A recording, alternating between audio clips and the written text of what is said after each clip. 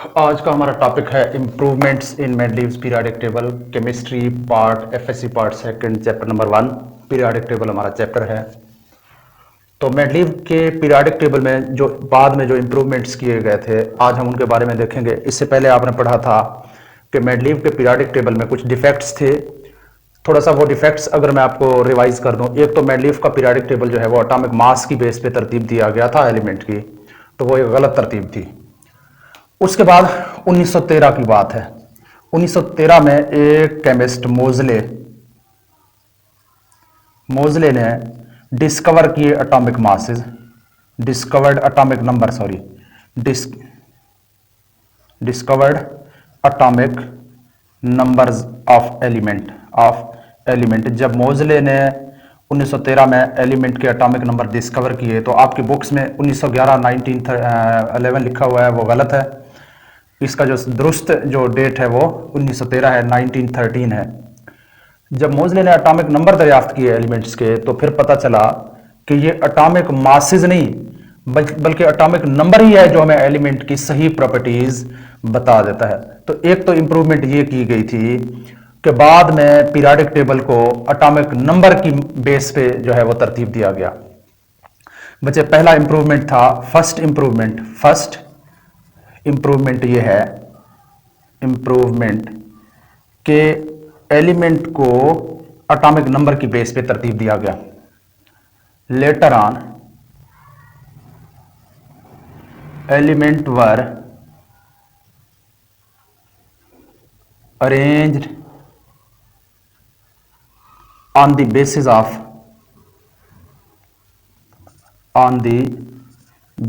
of atomic number। बाद में element को एटॉमिक नंबर की बेस पे तरतीब दिया गया। क्यों?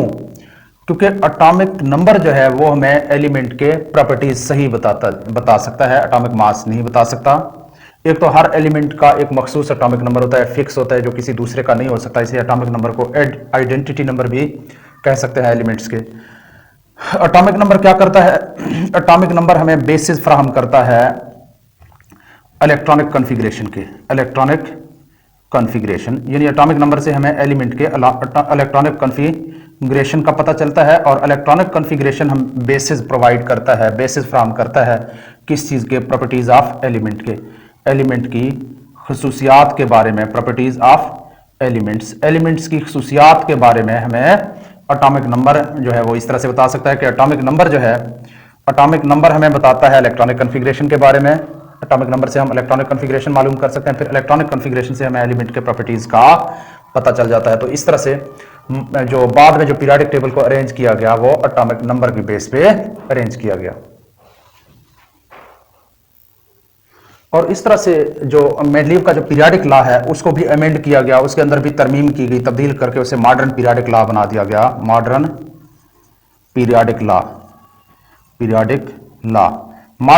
लॉ कहता है properties of elements of periodic function of their atomic numbers, जबकि मेंडलीव पीरियोडिक लॉ क्या कहता था? Properties of elements are periodic function of their atomic masses. Modern periodic law कहता है properties of elements are periodic functions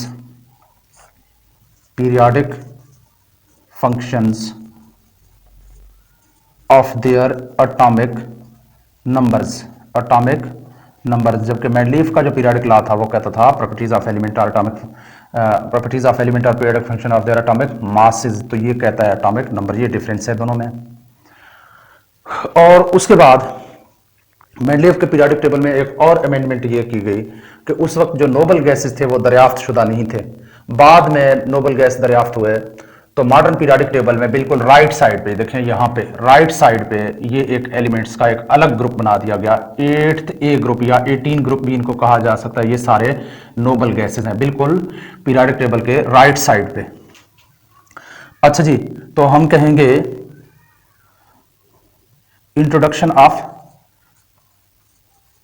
एक ये improvement थी कि इंट्रोड्यूस किया गया इंट्रोडक्शन ऑफ ग्रुप, एक और ग्रुप इंट्रोड्यूस किया गया 8th ए फॉर किसके लिए? फॉर नोबल गैसेस के लिए। ये नोबल गैसेस जो है मेंडलीफ के पीरियड, मेंडलीफ के जो टाइम में जो थे वो अनडिस्कवर्ड थे। दीज वर अनडिस्कवर्ड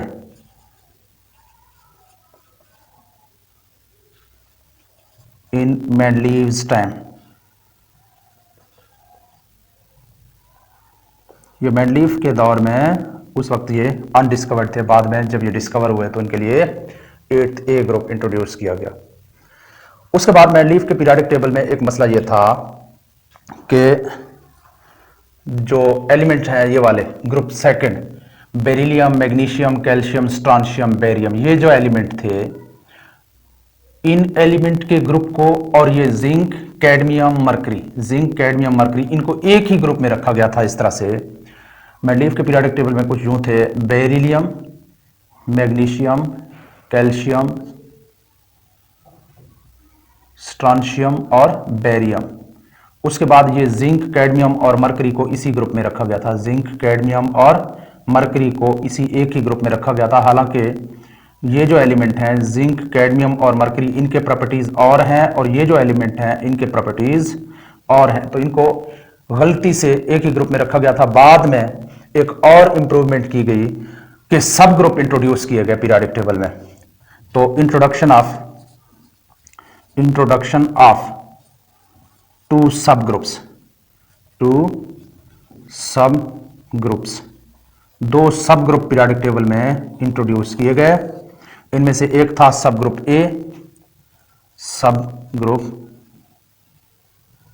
ए और दूसरा था सब ग्रुप बी। अब ये जो एलिमेंट थे बेरिलियम, मैग्नीशियम, कैल्शियम, स्ट्रांशियम और बेरियम, इनको सब ग्रुप ए में रखा गया और जो जिंक, कैडमियम और जो मरकरी थे इनको सब ग्रुप बी में रखा गया। इधर देखें, ये सब ग्रुप बी है, इसको 2b कहा गया है। सब ग्रुप बी है और ये सब ग्रुप ए है। ये सारे एलिमेंट जो हैं ये दो ग्रुप और ये सारे के सारे ये सब ग्रुप ए में रखे गए थे, वो हम आगे डिस्कस करेंगे। तो सब ग्रुप ए और सब ग्रुप बी बनाकर इस मसले का हल निकाला गया नए पीरियोडिक टेबल में। तो इस तरह से मेंडलीफ के पीरियोडिक टेबल के अंदर जो खामियां थी उनको दूर करने की कोशिश की गई।